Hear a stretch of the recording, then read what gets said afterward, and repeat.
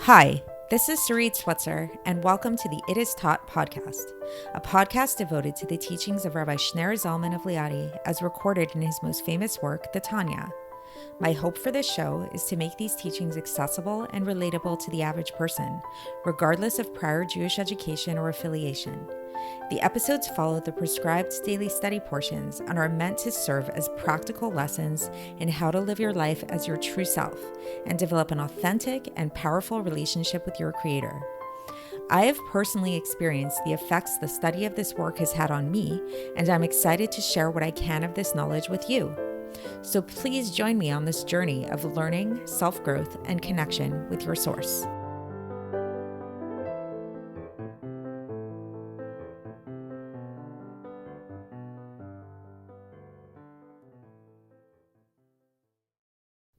Hi, and welcome to the It Is Taught podcast. This is episode 663 for the 1st of Tishrei in a regular year. So it is, this is the episode for Rosh Hashanah, and so most obviously I am pre-recording this episode.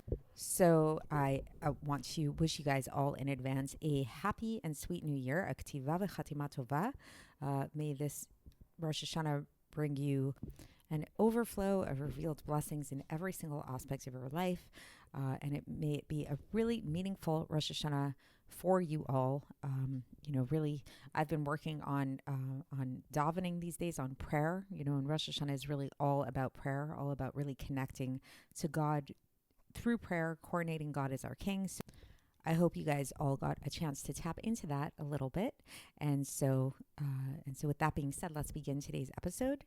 And here we go. So there is a reality TV show that's pretty popular nowadays called Love is Blind. I confess I've never actually seen a full episode of the show. I've only seen a few little clips of it here and there. I'm not a big TV watcher or a big reality TV show watcher, but I've heard a lot about the show. People talk about it a lot, and I was kind of curious. So I kind of checked out a few snippets here and there, and I read up about it.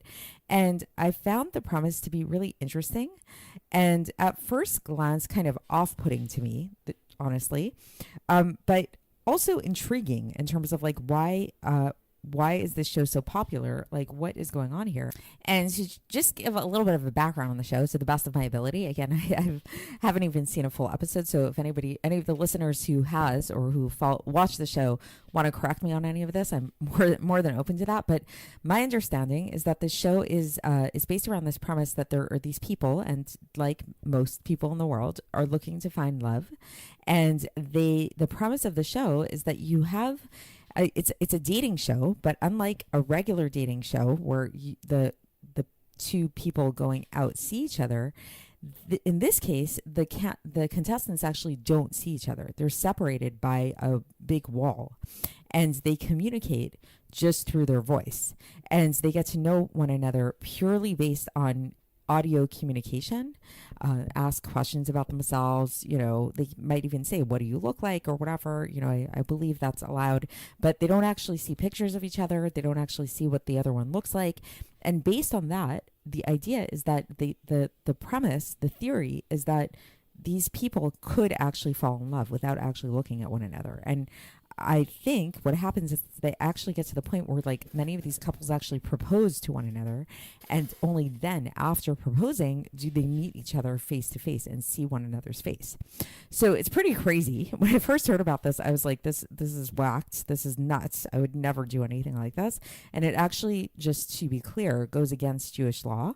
Because according to Jewish law, in order to marry somebody, a man actually has to see his wife before marrying her. So the concept of arranged marriages in the really literal strict sense is not a Jewish idea. Sure, in the past, families were a lot more involved, and in some communities, families are still very much involved in terms of setting up different people. But at some point before actually the chuppah, before the actual marriage ceremony, the man must actually see the woman before he decides to go through with it. But in this show, they remove that, and they say actually that the proposal actually can come about before actually seeing one another. So it's really all based around speaking, really all based around developing this auditory relationship with the other person.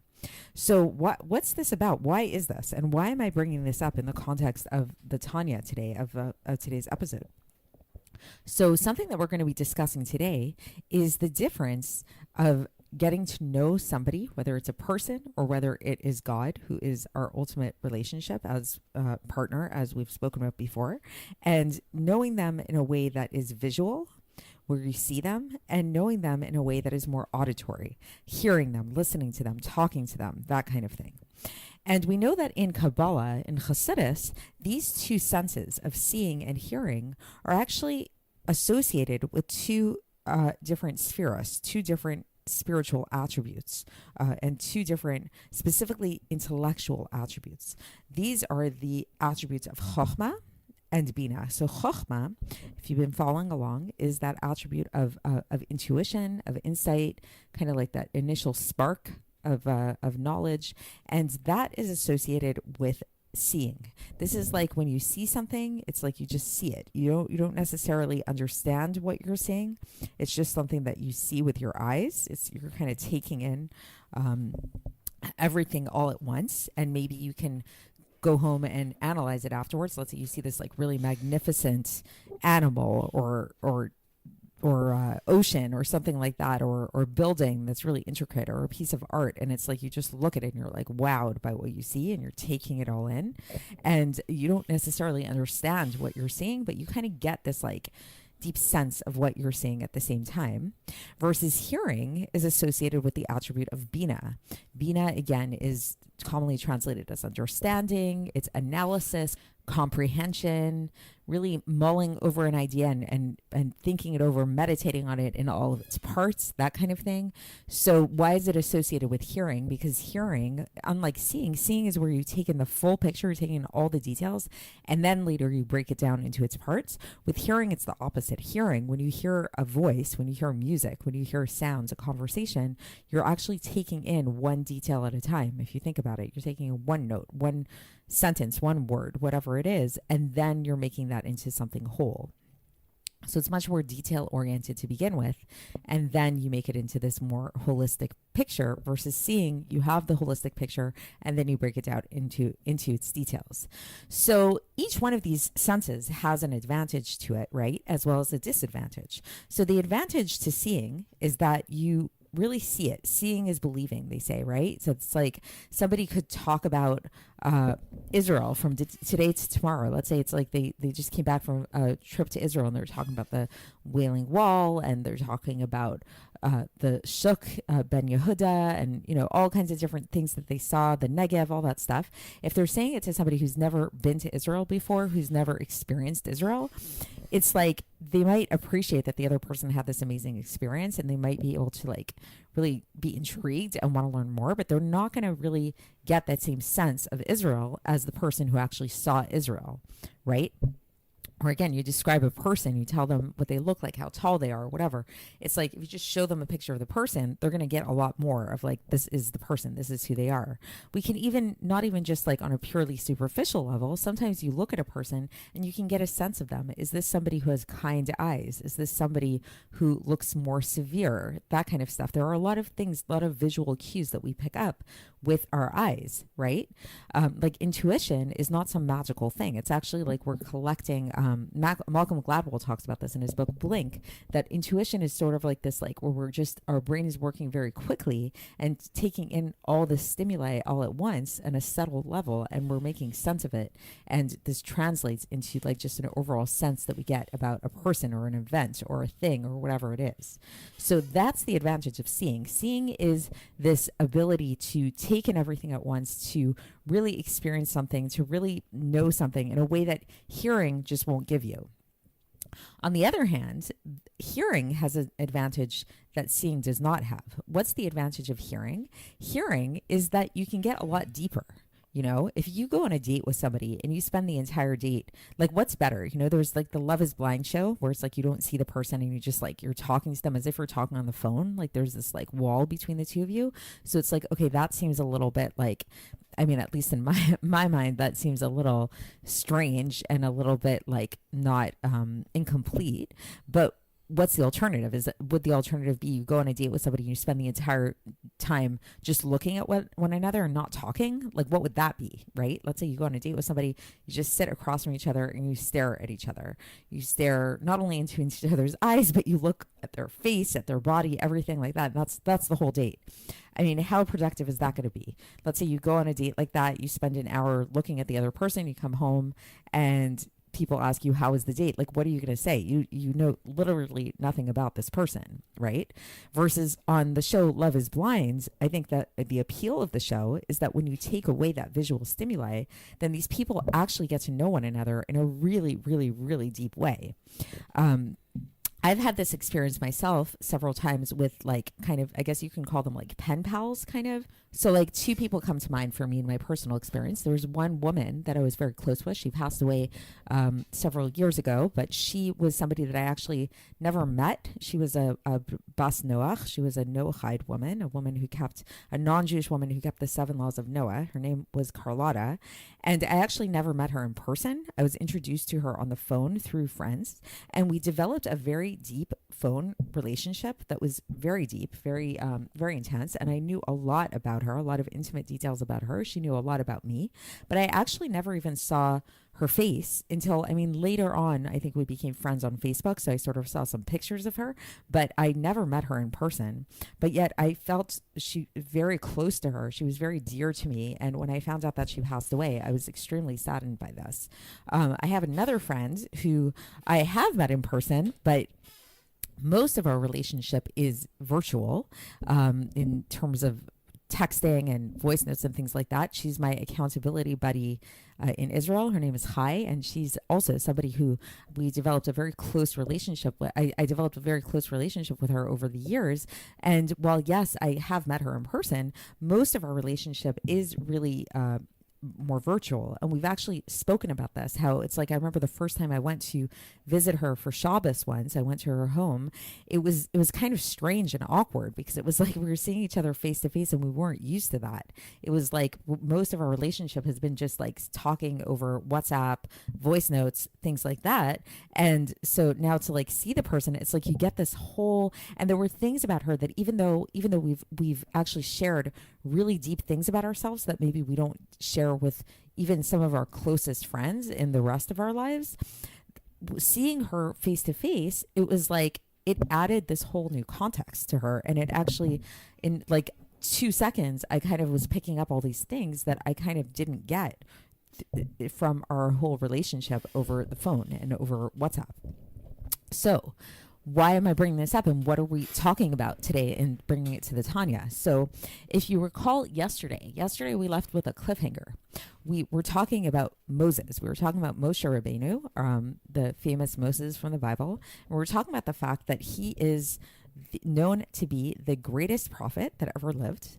He was somebody who nobody ever experienced a greater level of prophecy, a greater intimacy with God in terms of what he was able to experience. But yet, as described by the Arizal, a famous Kabbalist, Rabbi Yitzhak Luria, the Arizal described that Moshe Rabbeinu, his experience of God was actually quite limited, and he was not able to. His experience of God could only get up to a certain point. In Kabbalistic terms, not to get too caught up in the terminology and get confused, but in Kabbalistic terms, his experience, his prophecy was on the level of Netzach Hod Yesod and Malchus, the inner aspect of Netzach Hod Yesod and Malchus, which are the 4 lower spheres, which means that all those spheres that were above that, he wasn't able to experience directly. He was only able to experience them in this more like backhanded kind of way, this more external, superficial kind of way. So, okay, so that's maybe understandable, right? It's like, after all, Moshe Rabbeinu was merely just a human being, even though he was a really great prophet. Sure, he was nevertheless limited by his mortality, by his humanity, by his physical eyes and body.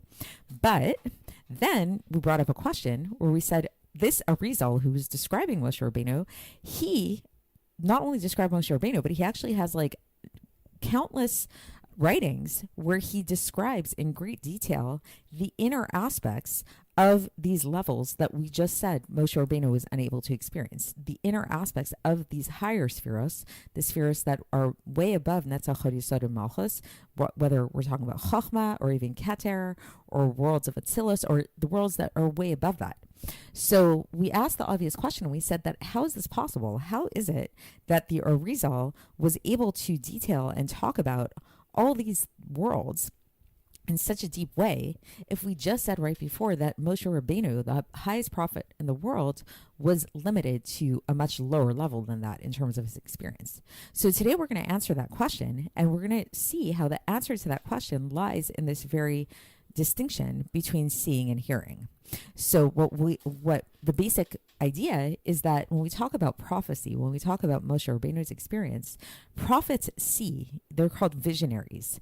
Their experience is in a visual way. It's maybe not physical sight, but it's like physical sight. It's spiritual sight, and it follows the same kind of like rules and parameters as physical sight, in the sense that they're taking everything in. They can see things, and while it's on the one hand they're seeing everything on a certain, and seeing gives you something that hearing does not, and it's like you're taking in all of it all at once.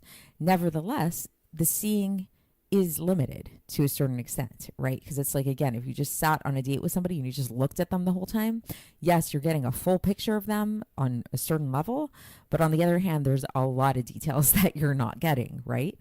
So that's the level of prophecy. That's the level of Moshe Rabbeinu. Moshe Rabbeinu is on the level of seeing. So we can picture it that it's an interesting analogy, but we can think of it as like Moshe Rabbeinu was like that person going on a date with God and just sitting there and looking at God. That's kind of what it was. It was like just, yes, he experienced God, but because his whole experience was in this physical way, the experience was very limited. And because he is just mortal, even on a physical level, it's like you don't, just like, you know, on a date, it's the same thing. It's like on a date, you're seeing the person's clothed, right? You're not seeing beyond their clothing. You're not seeing their bones. You're not seeing their muscles. You're not, like, there's a lot of layers that you're actually not seeing about them. You're just seeing the external layer.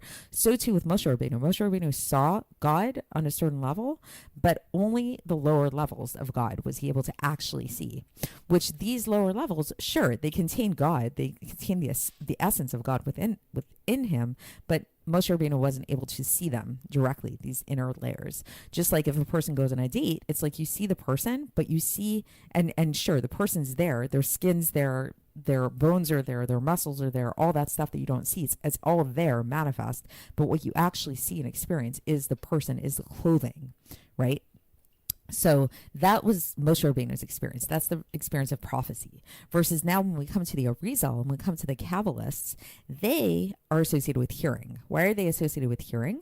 Because hearing, again, is the idea of Bina, the idea of understanding. And the whole idea of the Kabbalists was this type of trying to understand God, thinking and analyzing all of the different aspects of the way that God manifests to us here in the world.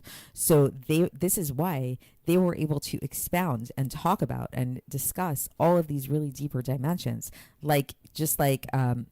people that, if you like, let's say if these people on the show Love is Blind, let's say they might start talking about different like scars or beauty marks that they might have on their body, like maybe on their stomach or, you know, some place that you usually don't see.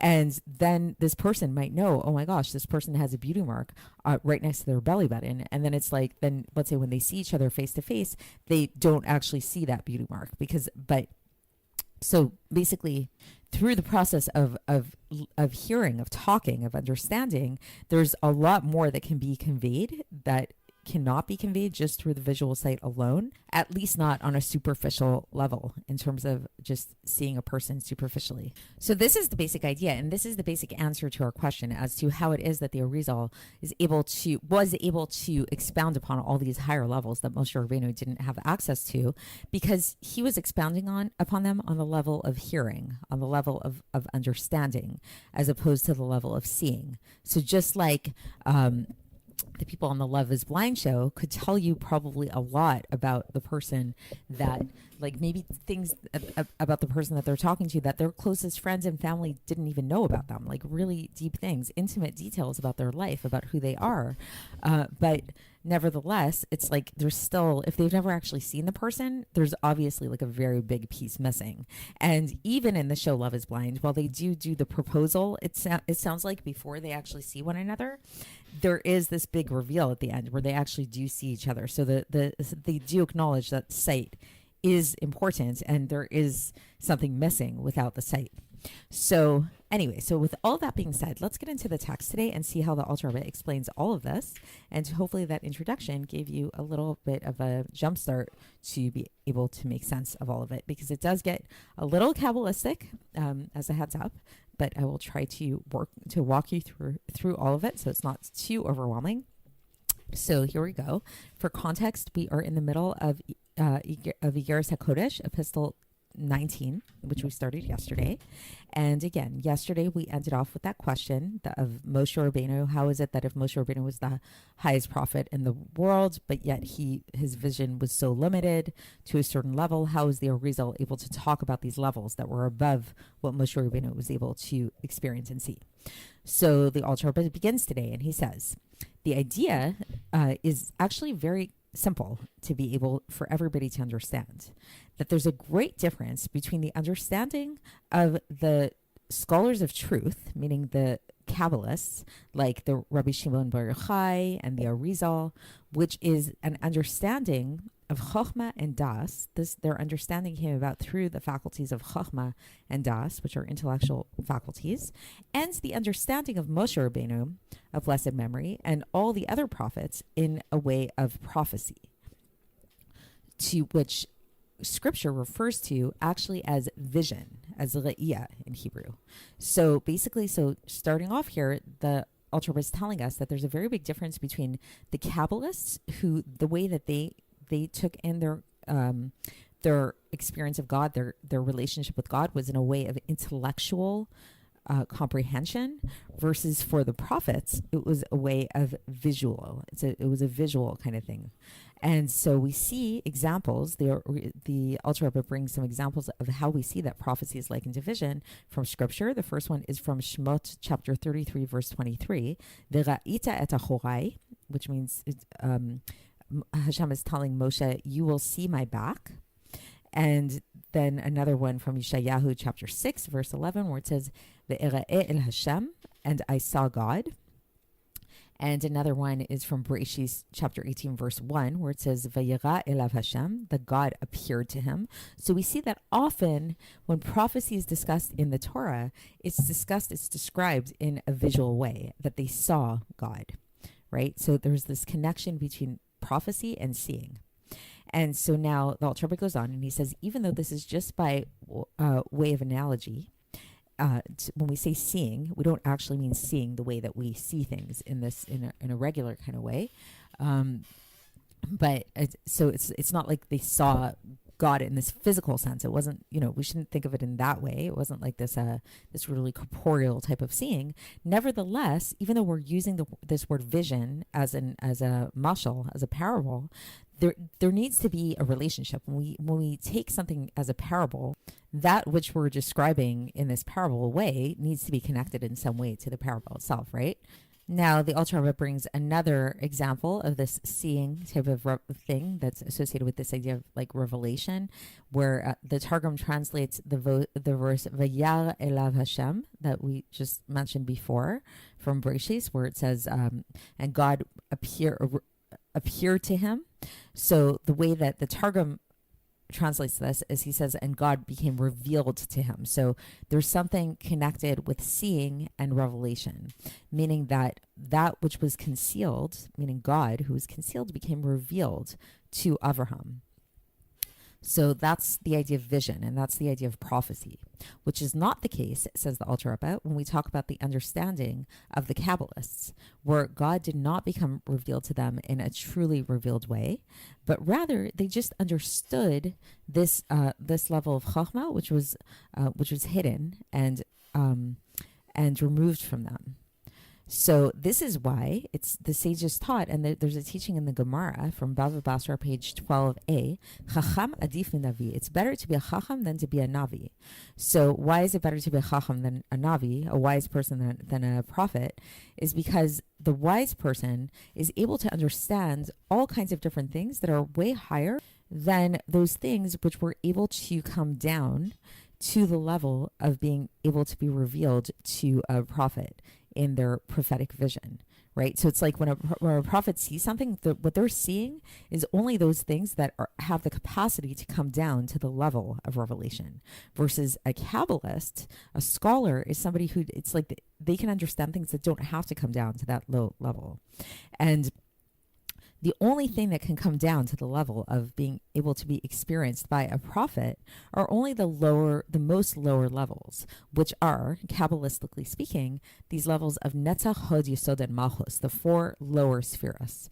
And so why? Because it's these lower spheres, these always come down, and they act as a way to influence from the influencer to the receiver in a way of intellect and vitality, as is known to Kabbalists. So it's like there's something, basically this is a Kabbalistic idea, the Alter Rebbe is saying, that Netzach, Hod, Yesod, and Malchus are this conduit that kind of connects the influencer above to the receiver below, and that they are specifically the ones that come down from above and become vested within the lower parts to vivify it.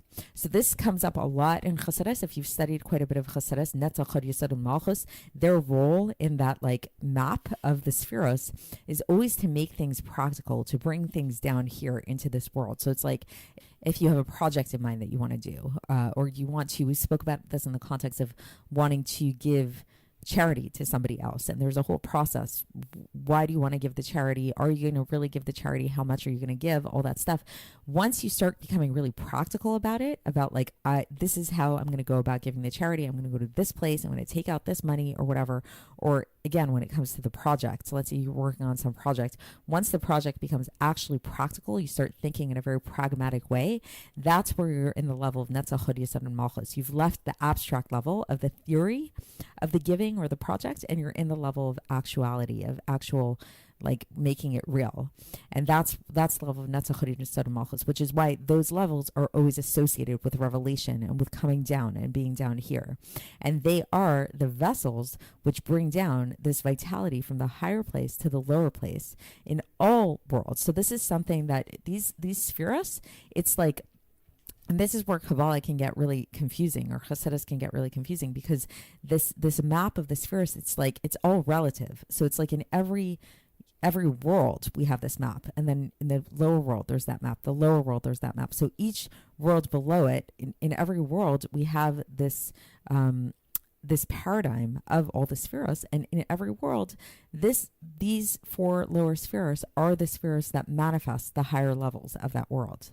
And so too, when we talk about this idea of what was revealed to the prophets in a way of true revelation, that which within then they experience this revelation on the level of Netzach, Hod, Yesod, and Malchus, but within these levels of Netzach, Hod, Yesod, and Malchus were vested the light of Bina, which is the idea of the understanding of godliness from the light of the Or Ein Sof Baruch Hu, from the infinite light of God, which are vested within it the external aspects of Chokhmah, which is a level that is above from the intellect and the understanding of godliness itself, blessed godliness itself.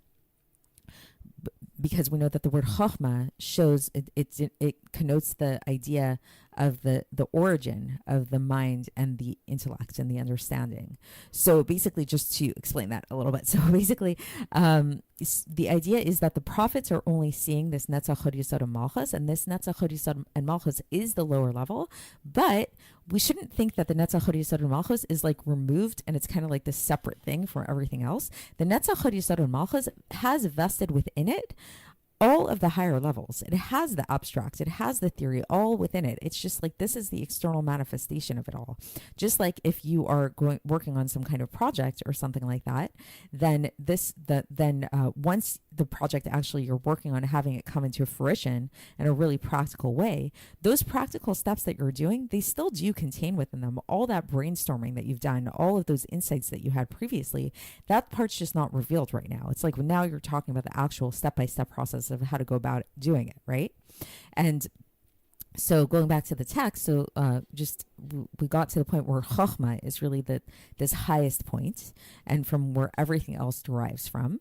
And this is why the Alter Rebbe says it's taught in the Zohar that the Torah actually comes from Chochmah. And how can we see that the Torah comes from Chochmah? Because Chochmah, again, is this insight, this intuition that's above understanding. It's like this really like the beginning spark of the intellect. And we see that Torah, right, it's all about mitzvahs, all about the things that we need, the commandments, how to serve God properly. And we see that in the Torah, we're actually not, it's the reasons for the mitzvah are not outlined, are not given. These are something that it's above our heads. It's above our understanding, above our intellects to be able to understand the reasons for the mitzvahs.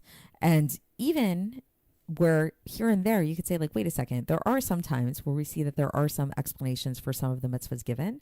So even then, the reason that's given for these mitzvahs, which we kind of think we understand, is not really the full reason. There's a deeper reason behind it that is way beyond it. And it's like, this is why it's tricky to keep Torah and mitzvahs for specific reasons, because then it's like if that reason goes away, you might think, oh, I don't have to keep that mitzvah anymore. But that's actually not the case at all. So it's like it says even about those mitzvahs that seem really, really commonsensical, like don't steal, don't kill, all that stuff. It's like, even if it makes sense to you, it's actually, you should be keeping these mitzvahs just because God says so. Because it's like whatever your brain can comprehend about these mitzvahs, whatever you think that that you know about the mitzvahs is far beyond actually what the mitzvah actually signifies, why we actually do these mitzvahs, which the true reason for that is actually totally beyond our understanding. It's above intellect. It's supra rational. But nevertheless, in the mitzvahs themselves is vested, even though we don't understand the reasons for the mitzvahs, the reason is in there. It's not like it has no reason, it has no wisdom at all. The chokhmah and the inner aspect of this chokhmah is vested within the mitzvahs, even though this chokhmah is above intellect completely. And so just as this is the case in terms of Torah, that it's like we learn Torah, we do mitzvahs, all these things, and we're doing them, and God's chokhmah is vested within them, even though it's not quite accessible to us, the wisdom behind the mitzvahs, so too, every speech that came out from the mouth of God to the prophets that are written about in our Tanakh, in the Torah, Nevi'im, and Ketuvim, in our scripture, that these, and so too the words of admonition, and so too all of the different stories that we see, the telling of different narratives that we find in the Torah, within all of these things. So if you read the Bible, if you read all of these different things in the Bible, all of these different aspects of the Bible, God's chokhmah is vested within all of these things, even though it's in a way that's above our intellect and above our understanding. And we see an example of this, like we see this from the case of when we look at, there's something called kri and ktiv in terms of the text of the scripture. So what this means is kri is read, it literally means reading, and ktiv is writing. So what does that mean? But the kli refers to the understanding of the text. Like when we read Torah and we understand what it is that we're reading, and the ktiv is that which is above our understanding. It's just like the mere thing that is written down. And so, meaning to say that, like, what do we mean by the ktiv, by the written word? That it's like this specific word, like if you look inside of a Torah scroll, for example, and you look at the words there, those words are beyond our comprehension. It's like it's above our intellect, and it's not vested within understanding. But then we actually say the words out loud, and that's why speaking Torah is so powerful. Then that speaking of it out loud, it comes into the level of kli, and it becomes into the level of understanding, and it takes on the vestment of understanding. And the Alter Rebbe says this is similar to, we see that sometimes in the Torah, we see that there's some large letters. And so what's that about? Why is it there? And there's a few examples of that. So both in Torah, Nevi'im and Ketuvim, and the prophets, the Chumash, the prophets, and the writings. And the Alter Rebbe says that these are signifying that they're coming from a very high supernal world, and that it's revealed there in an open way, without the garments like the other letters. So there's something about whenever you see a big letter in scripture, that letter is kind of like it's radiating this higher level that isn't usually revealed down here in the world, but in those cases it is. So it's a little abstract, and that's how the section ends today. But the basic idea basically is like that we're starting to get to this understanding of the answer of why it is that Moshe Rabbeinu, who's considered to be the highest prophet ever, nevertheless, his experience of God was very limited just to a certain level, versus the Arizal and the other Kabbalists. They were able to describe God in terms of the much higher levels in a much more inward kind of way, and what that's about. And now we can understand it. It's because Moshe and the other prophets, their experience of God was in a more visual way, and the experience of the Kabbalists is in a more auditory way of hearing, of understanding, and that this understanding can only it's always there, latent, in a latent way, regardless of which level you're at. It can only become really manifest in an overt way, in terms of vision, and translate into vision once you get to those lower levels. So that's it for today. I hope that made sense. I tried to break it down as best possible, and we will continue with this epistle tomorrow, and I will speak to you then. Thanks for listening to the It Is Taught podcast, hosted by Sarit Switzer. This podcast is dedicated in loving memory of my maternal grandfather, Avraham Yitzchak ben Binyamin HaKohen of blessed memory. Music by Shoshana. If you enjoyed this episode and would like to support the show, please share it with others and subscribe on YouTube, Apple iTunes, Spotify, or wherever you listen to podcasts. And make sure to leave us a 5-star review. To find out more about the It Is Taught project, including more information on my soon-to-be published book, please visit our website, itistaught.com. To catch the latest from me, follow me on Facebook, Instagram, and Twitter. Looking forward to speaking with you tomorrow, and until then, have a great day.